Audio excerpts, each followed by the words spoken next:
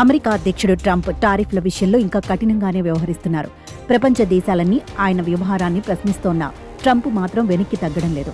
టారిఫ్ల మీద టారిఫ్లు విధిస్తూ ఇబ్బందులు పెడుతున్నారు. భారత్ కూడా ఇప్పటికే ఈ దేశాల లిస్టులో ఉంది. 50% సుంకాలతో కొన్ని రంగాలపై ఎఫెక్ట్ పడింది. ఇక అమెరికా, చైనా మధ్య పరిస్థితులు ఎప్పుడూ ఉద్రిక్తంగానే ఉంటాయి. ఇక ఈ టారిఫ్ల విషయంలో కూడా అది కొనసాగుతోంది. డ్రాగన్ కంట్రీపై ట్రంప్ 100% సుంకాలు విధించారు. దాంతో మరోసారి మాటల యుద్ధం కొనసాగుతోంది. ట్రంప్ విధించిన టారిఫ్ల అంశంపై చైనా సీరియస్గా స్పందించింది. అమెరికా ద్వంద్వ ప్రమాణాలు పాటిస్తోందని తీవ్ర విమర్శలు చేసింది.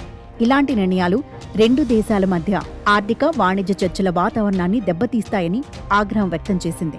ఈ చర్యలు చైనా ప్రయోజనాలకు తీవ్రంగా హాని కలిగిస్తాయని, రెండు వైపులా ఆర్థిక, వాణిజ్య చర్చల వాతావరణాన్ని దెబ్బతీస్తాయని వివరించింది.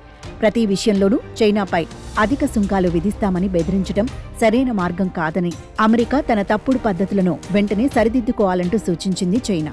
రెండు దేశాల మధ్య వాణిజ్య సంబంధాలు బాగుండాలని తాము కోరుకుంటామని పేర్కొంది.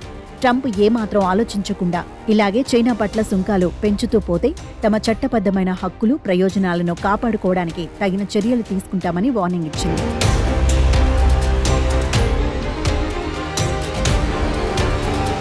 అయితే అమెరికాకు అరుదైన ఖనిజాల ఎగుమతులపై చైనా ఆంక్షలు విధించింది. దీనిపై ఇటీవల స్పందించిన అమెరికా ప్రెసిడెంట్ ట్రంప్ తీవ్ర ఆగ్రహం వ్యక్తం చేశారు. సోషల్ మీడియా వేదికపై చైనాపై తీవ్ర వ్యాఖ్యలు చేశారు. ఆ దేశం తీరు తనని షాక్కి గురిచేసిందన్నారు.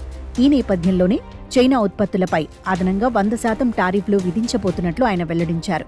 ఇవి నవంబర్ 1వ తేదీ నుంచో లేదంటే ముందే అమల్లోకి రావచ్చని ట్రంప్ పేర్కొన్నారు. అంతేకాదు, నవంబర్ 1వ తేదీ నుంచి క్రిటికల్ సాఫ్ట్వేర్ ఎగుమతులపై కొన్ని రకాల నియంత్రణలు విధిస్తామని ట్రంప్ తేల్చి చెప్పారు. కాగా చైనా ఉత్పత్తులపై అమెరికా ఇప్పటికే 30% సుంకాలు అమలవుతున్నాయి.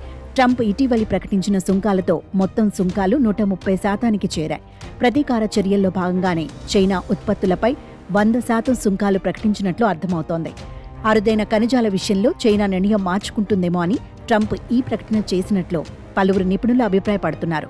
కానీ చైనా మాత్రం ఇప్పుడు చట్టబద్ధమైన హక్కులు కాపాడుకోవడానికి తగిన చర్యలు తీసుకుంటామని వార్నింగ్ ఇవ్వడంతో మరింత ఉద్రిక్త పరిస్థితులు కనిపిస్తున్నాయి.